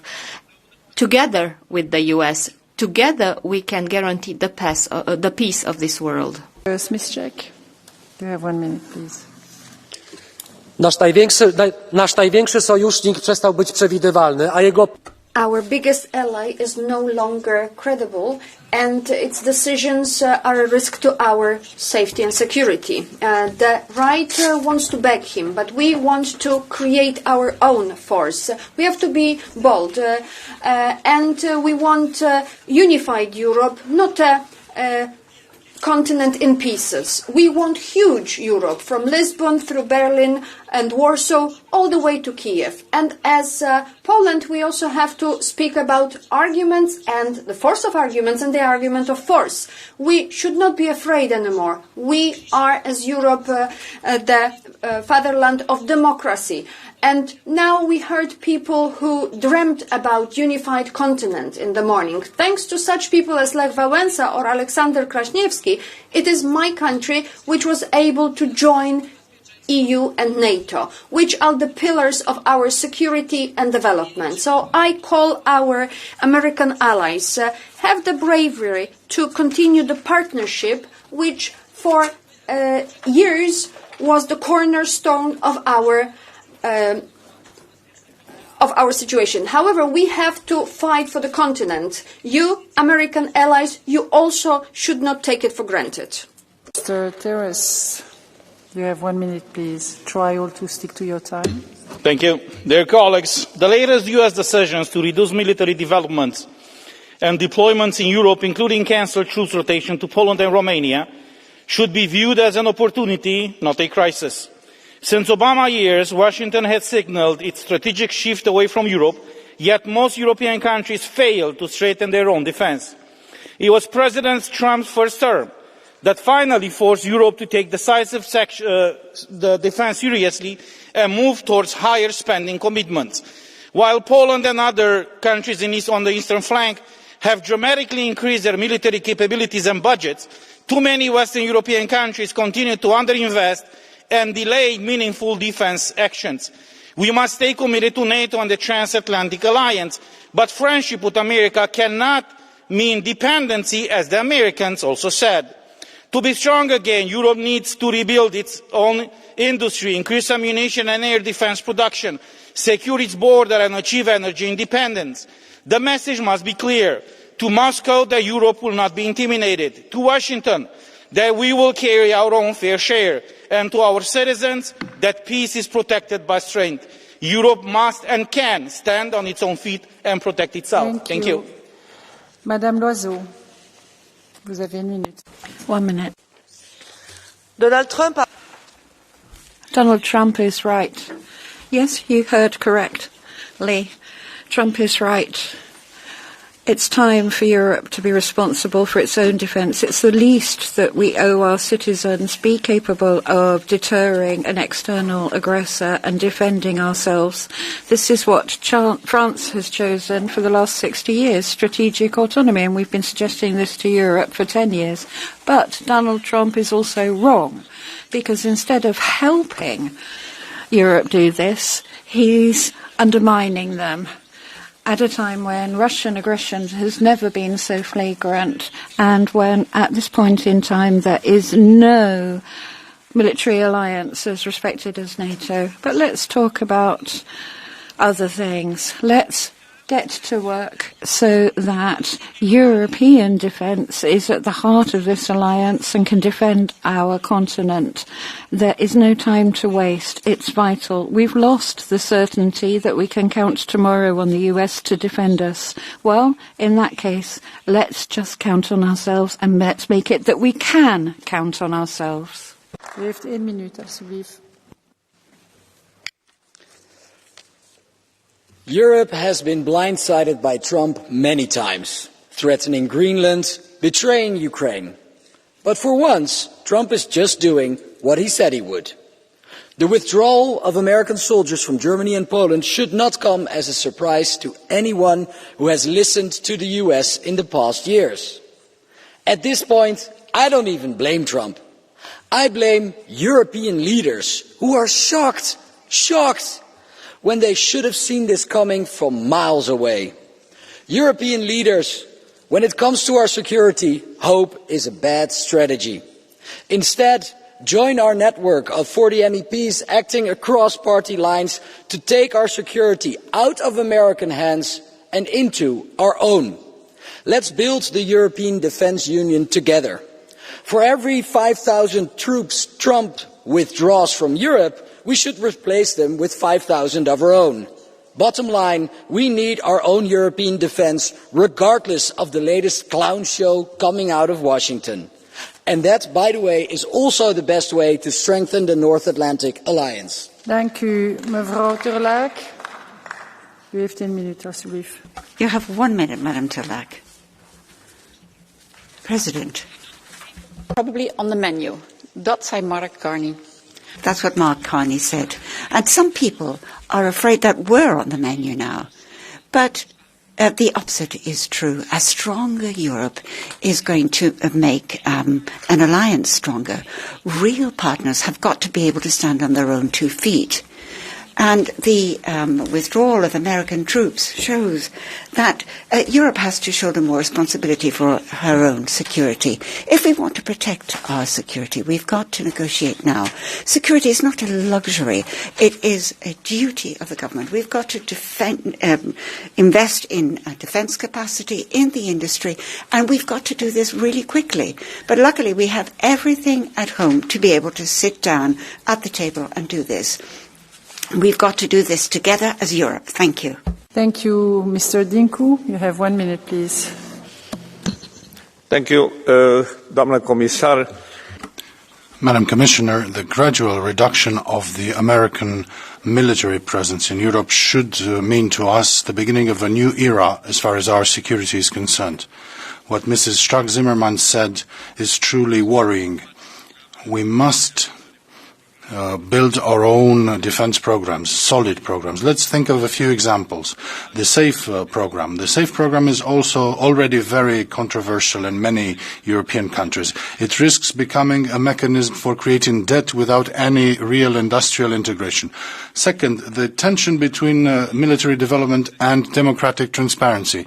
Accelerated procedures within SAFE eliminate parliamentary control.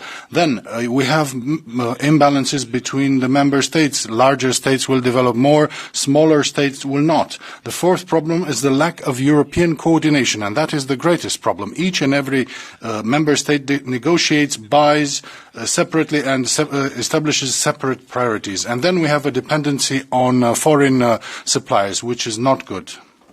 Thank you, Mr. Dvorczyk. You have 1 minute, please. Bardzo dziękuję. Yes, thank you very much, President.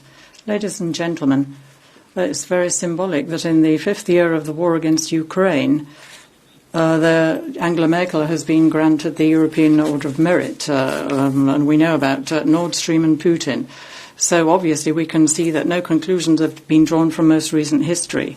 The Baltic countries, Poland, for decades ago we've seen what happens. There's a Vice Minister for Defence under a previous government. We looked at the strategic alliance with the United States and we gave a new impulse to transatlantic relations. So we had thousands of US soldiers coming to Poland and invested 100 million in infrastructure. And we would have to stress today that strengthening the eastern flank of the EU with American support, then we strengthen this border. And we have recently had a debate on defence policy, but we've seen that there's now less cooperation. The idea is less cooperation with our most ally. And bearing all of this in mind, I would suggest that the next debate should look at building up transatlantic cooperation. Please. Ponia posėdžio pirmininkė, gerbiama Mrs. President, High Representative, colleagues, even though Europe has made long-term commitments to increase its investment in security and defense, the US military presence in Europe has not become and certainly will not become superfluous. The terrorist Kremlin recognizes one language, force and power. Therefore, in the EU eastern flank, we have to have the presence of military forces and equipment, and we cannot reduce that. Recently, Russia has been intensifying its information attacks against the Baltic states and laying the foundation for new provocations. The EU can and must make every effort to maintain strategic US presence in Europe, military presence, alongside its eastern borders, where the threats from drones, cyber attacks and illegal migration are the greatest. And I call on the EU and its member states to find the ways to strengthen the EU-US partnership. Thank you. You have 1 minute, please. Just want to announce you, I'm very sorry. I'm very sorry. Just want to announce you that we have finished the Catch the Eye, so not for you. You have the floor for 1 minute. Madam President, Madam High Representative, dear colleagues, US decision to stop the rotation of our US Army brigade to Poland became a surprise. Typically to Trump's administration, it seemed to be a surprise even to the US Army and the Congress. However, we have been warned about the reduction of US forces in Europe ever since President Obama's time. So we had ample time to prepare, but failed to do so. So what to do now? Well, let's not cry over the spilled milk. Let's finally accept the fact of US force withdrawal from Europe. This trend will most probably continue even after Trump leaves office. European military forces of NATO and EU countries number around 1.5 million soldiers, with around 1 million in reserves.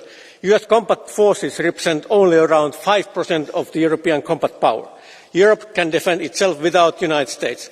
Let's concentrate on getting our forces combat ready, reinforce them and build independent European joint capabilities to enable our defence. It will take years, but sooner and faster we act, sooner it will be ready. And meanwhile, let's integrate the strongest army in Europe, the Ukrainian armed forces, to European defence through EU and NATO membership as soon as possible. Slava Ukraini. Thank you. Mrs. Schering-Wilgus. You have 1 minute, please. President, Commissioner, when it comes to the security of European borders, we have to speak with a single voice. We can't divide the security of Europe into more important and less important. The borders to the east are as important as those to the south, and every kilometre of the European border requires the total protection and solidarity of the whole European Union. So the information about a possible reduction of American soldiers in Poland is not only a problem for Poland, it's an issue of security of the whole of Europe. Today, the times are different, very different to a couple of years ago, and the Russian aggression in Ukraine has shown that Europe really has to take security seriously. For years, we have had a common defence policy. We didn't have one at the right scale, now we do. So you could say better late than never, but I would say, but it's too late, I would say better late than never. And when we hear about military exercises using nuclear weapons in Belarus, then we would have to ask ourselves the question whether we, as Europe, should just stand by and look on, or should we start to act? Brandstätter, you have 1 minute, please. Thank you, Madam President. Dear Vice President, Americans need Europeans, Europeans need Americans, so it's both ways. Americans are not only here to defend Europe, but also for US power in Europe, in the Middle East and North Africa. Europe is the largest market for American weapons. That should change.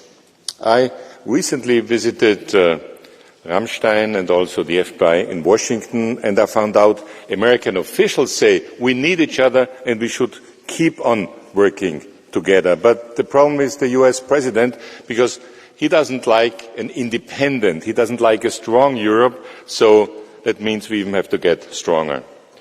But regardless of what the Americans decide, we, the Europeans, should take full responsibility for our own defence. A unified European army is the only right way in the medium term. In the short term, we need to coordinate within the EU and cooperate with like-minded countries around the world, and all European governments should understand that. Thank you. Thank you. Mr. Ratas, you have 1 minute, please. Thank you, Honourable Vice President, dear colleagues, Vice President of Commission, Kaja.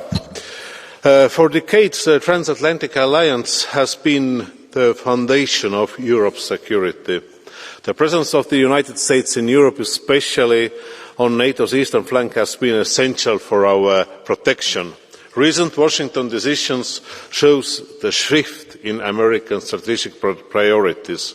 Europe must take responsibility for its own defence. We need higher defence spending, stronger European defence industry. This is vital because Russia continues its war against Ukraine, carries out cyber attacks and uses hybrid tools to destabilise our societies. The eastern border is the front line of the European and transatlantic security. Any reduction in American presence of the eastern flank must be matched by stronger European capability. Europe's message is clear. Transatlantic unity remains our strength, and Europe is ready to carry more weight to protect it. Thank you.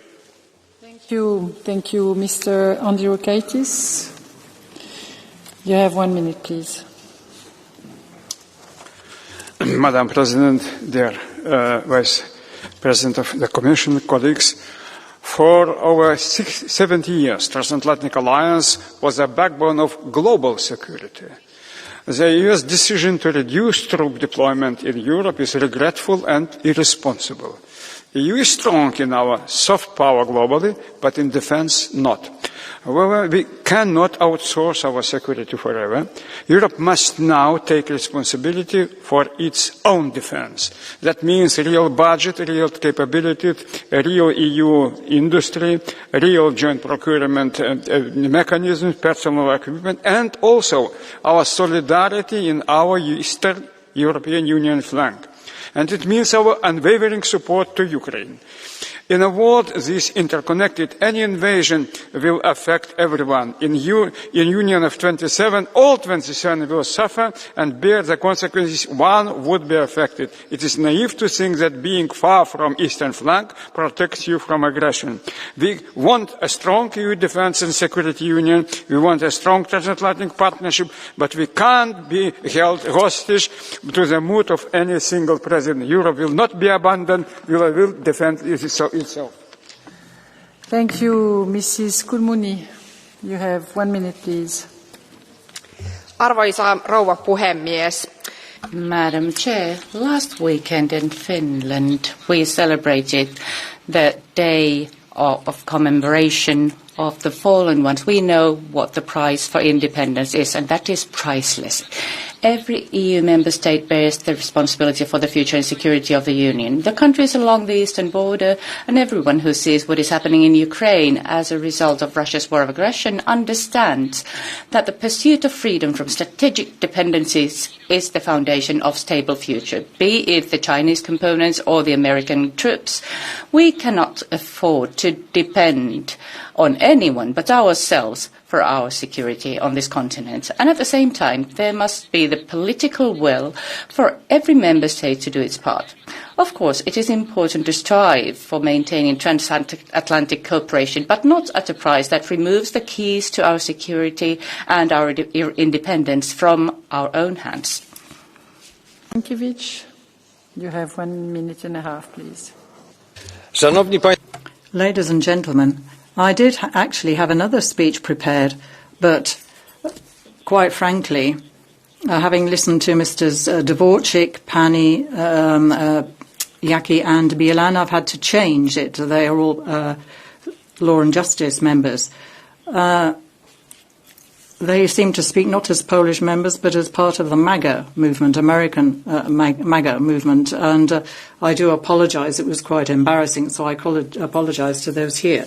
In the Polish government, we've done everything to have sensible relations with America. And then we get a message from the Secretary of State and the Defence Minister from the United States saying that there's a reduction of troops. So the gentlemen I've referred to start criticising the government of Donald Tusk and then criticise Angela Merkel and other obsessions.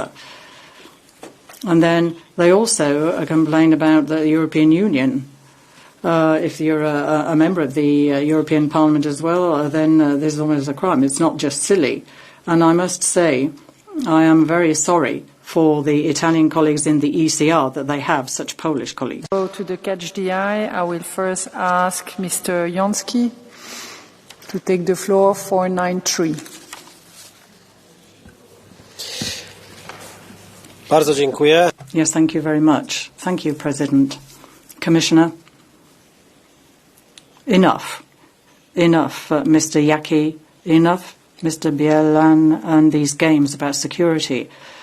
When the Polish ministers go to the United States and the Minister for National Defense discuss these issues with the United States and gets a promise that no soldiers will leave, and then they do, you shouldn't, you have to take this seriously. But we're talking about Poland, my country, in the international arena. We have NATO and the European Union, and those are our two guarantors when it comes to peace. And when Churchill said that disputes amongst friends are a luxury, but we have to be careful about this then spreading. So we should remember those words. Ask Mr. Kohut. Take the floor. Zawrócenie 4000. We're talking about 4,000 soldiers being withdrawn. Poland did not deserve this, Mr. Trump. The European citizens that have been Polish citizens, soldiers fought in Iran, Afghanistan and died. We have been buying your weapons and we've been using your technology to build nuclear power plants in Poland. A united Europe needs a strong United States. And this is not a question of faith and belief, but action.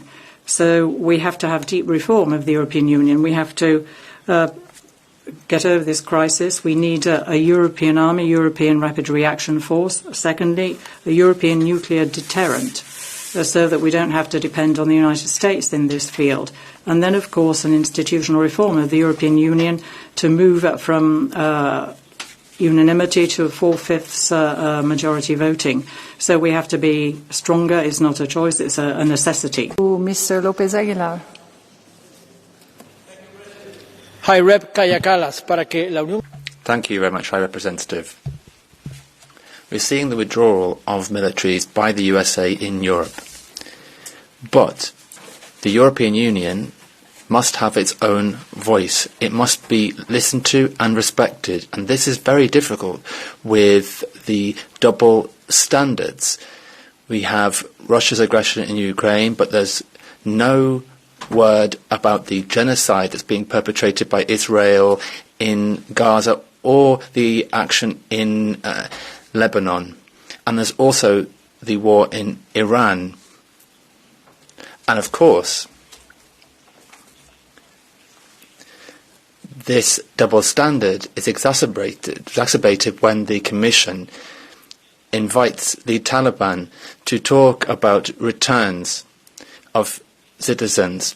The European Union needs to mature, and mature now. It needs to have the resources necessary to be globally relevant as well. Thank you. Thank you, Mr. Steer. Predsjednice, dio Trumpove politike je... Madam President, a part of the Trump's politics is of short term and it will pass, but part of it is long term and it will remain once he is gone. What is ephemeral here? It's this treatment of the EU as an enemy. But what will remain is the fact that the focus is no longer on Europe, it's on the Indo-Pacific area. And therefore, Europe must take responsibility for its own security. It does not mean giving up on NATO. It, in fact, means building a European pillar within the NATO. That means that this is the way to go by strengthening European defense policy, which will strengthen the NATO and will make it a persuasive and deterring power for not just Russian threats, but also any other threats. And that will ensure peace in Europe. Thank you, Mr. Oliveira. Obrigado, Presidente. Senhora Comissária Kaja Kallas, a presença militar... Thank you very much, President and Vice President. The presence of the American military in European countries does not, well, it meets the interests of the United States, and it's the way the United States authorities interpret their presence. So the fact that there's deployment of these American troops should not feed into disputes and should not feed the pretext of European militarization. It should not foster a policy of war and conflict. Quite the opposite. This withdrawal of the American troops from some European countries should be an opportunity to demilitarize international relations, to promote a policy of peace and collective security, cooperation and respect for international law and the Charter of the United Nations. That is the way to follow. Thank you. Państwo, ja nie wyliczę wszystkich pisowskich. I haven't counted all the lies given by the Law and Justice Party. Our ministers are now in the United States. Tom Zielinski, who did you meet with the Trump government from the Department of State and the War Department? Where is the most important American general? In Warsaw. And who is he talking to with our government? And then where's the president? We have to assume a responsibility for relations with Washington.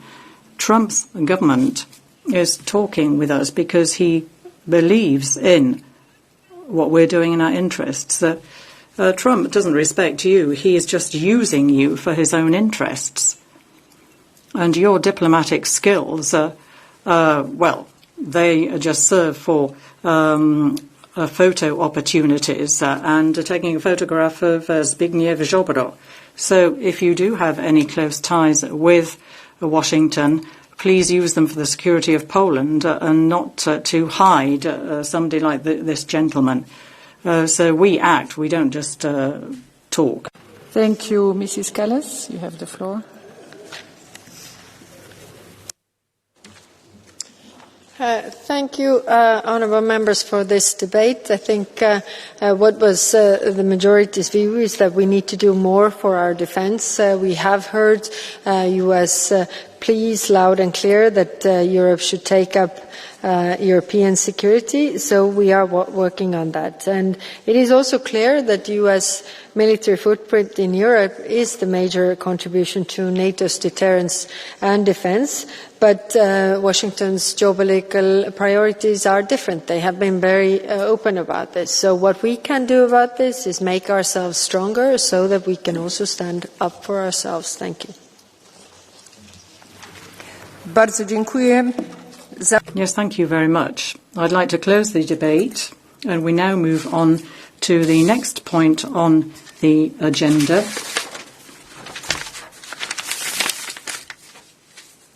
So we have the Vice President of the Commission, High Representative of the Union for Foreign Affairs and Security Policy, on a debate on political repression and humanitarian situation in Cuba. So perhaps I could turn to Commissioner Kallas, the High Representative, to take the floor.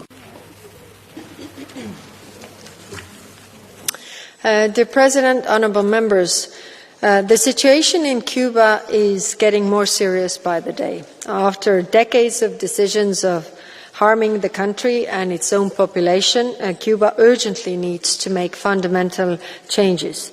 The status quo is not admissible anymore. These changes should include the respect for human rights and fundamental freedoms of the Cuban people, releasing all individuals who have been arbitrarily detained, meaningful political and economic reforms, but more than ever, Cuba needs to open up to democracy. This message is crystal clear and an absolute consensus between our member states. Of course, Cuba must also distance itself from those who undermine international law and the UN Charter. But before speaking about geopolitics and diplomacy, let me start with the Cuban people. Today, millions of Cubans face daily power outages, shortage of medicines and food, collapsing public services, and growing difficulties in accessing even the most basic healthcare. Hospitals struggle to function. Families spend hours searching for fuel, transport, and essential products. The country's energy crisis is a result of decades of structural economic failures, poor policies, and the impact of ongoing external restrictions and measures. To make the bad situation even worse, the economic crisis is growing. Humanitarian access and humanitarian support must remain protected under all circumstances. The European Union will continue to support the Cuban population with humanitarian assistance, including additional €6 million recently mobilised to address the urgent needs. Our financial support is implemented through international organisations, member states' agencies and European partners. It supports Cuban people. The European Union does not finance the Cuban state. Honourable members, the resilience of Cuban people is extraordinary, but resilience cannot replace reform. It cannot compensate for economic failure and growing isolation. Humanitarian support will not solve Cuba's crisis, but will merely alleviate immediate human suffering. Cubans deserve a better life. They deserve greater freedom and opportunity.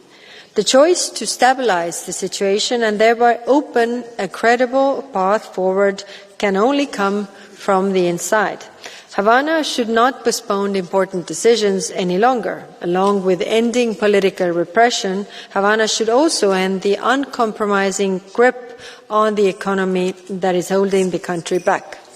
Openness to private initiative, investment, entrepreneurship and economic modernisation is essential. Havana needs to find the courage to take decisions in order to avoid collapse and improve the situation for its people.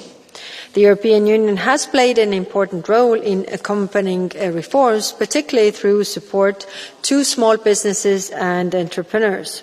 But it can only work and have the proper impact together with reforms, clear opening for the economy.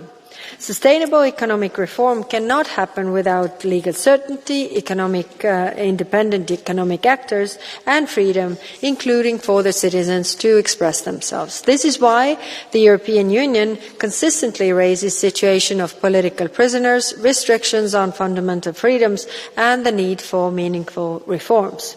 Our political and cooperation agreement establishes framework and the channels to systematically raise these divergences. It is not a way to ignore our differences, it is an instrument to address them.